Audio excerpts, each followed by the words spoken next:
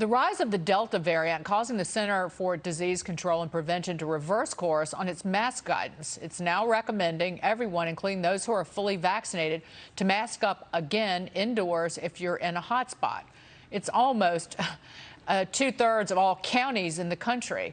Joining me now, former acting director of the CDC and president and CEO of the Robert Wood Johnson Foundation, Dr. Richard Besser. Doctor, great to see you this morning. What do you make of this guidance? Because it's confusing to many and kind of penalizes people who've been vaccinated. At least that's how folks feel. Yeah, Dagan, I can understand that. We were moving in the right direction back in May when the guidance was put out to say that fully vaccinated people did not need to wear masks. And at that time, the number of cases everywhere was declining. The number of vaccinations was steeply rising. And there was great evidence to show that people who were fully vaccinated wouldn't be able to spread this to other people. And the situation has changed with the Delta variant, and that has led the CDC to do this. Just recently, the CDC conducted several outbreak investigations, and what they found was that while the vaccines are still very effective, there are breakthrough cases. And in those breakthrough cases, people who are vaccinated had the same amount of virus in their nose as people who are not vaccinated. And because of that, they've taken the step, and I think it's a wise step, of saying in areas where there's a lot of transmission, it's almost all Delta variant, it's important that people who are vaccinated wear masks indoors as well. How does that encourage unvaccinated people, though, to get vaccinated? And I'll also point to their increasing calls from doctors for the CDC, the FDA rather, to go ahead and give full approval to these vaccines from Pfizer and Moderna specifically, that would help alleviate some of the hesitancy that you see out there. And I also want to point out to the viewers that 60% of adults in this country over 18 or older are fully vaccinated. 60%. 80% for people over the age of 65. So we're pretty far along. And if you include new cases, we're getting closer and closer to herd immunity.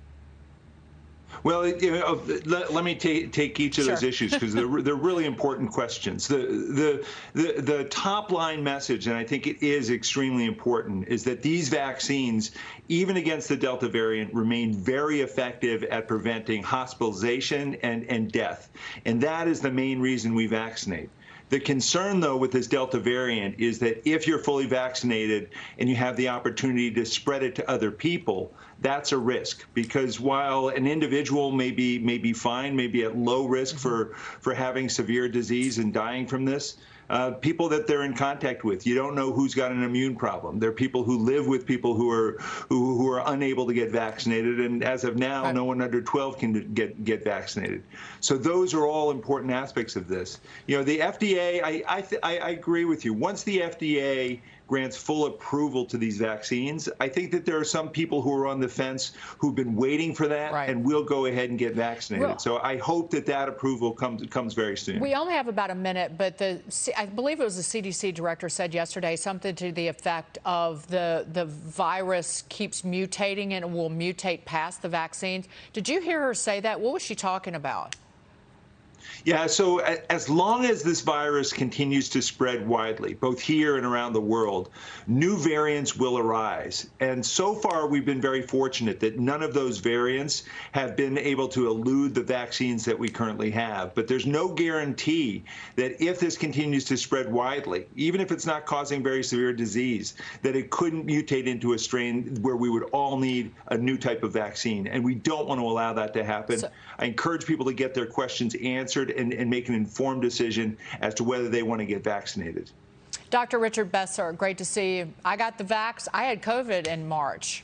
I had antibodies, and I still got vaccinated as soon as I possibly could. So I say that to the audience. Terrific. Dr. Richard Besser, thank you.